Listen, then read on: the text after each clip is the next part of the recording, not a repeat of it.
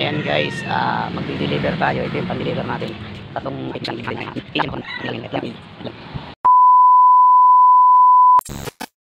Yo, what's up mga karakit? Ayan, for today's video, meron na naman tayong panabagong items na ititinda.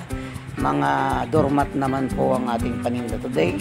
Pas muna tayo sa sibuyas para hindi magsawa yung ating mga customer. Ayan, maganda yan mga karakit.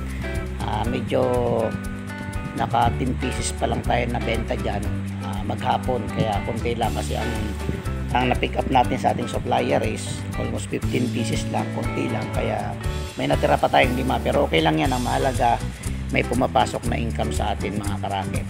Kaya sa mga nagbabalak na magsimula ng small business, pwede po kayong mag small business. Huwag lang po kayong matakot kasi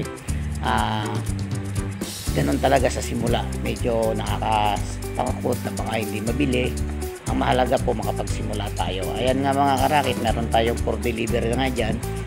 3 pieces nga lang yan, pero 11 AM pa niya yan in order, pero 4 PM ko siya i-deliver kasi yun yung gusto ng ating client, kaya 4 PM pa natin i-deliver. Yan lang muna yung ating mga video for today mga karakit.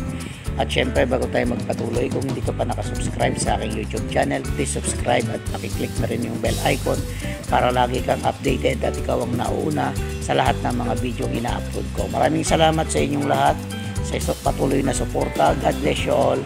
Peace out.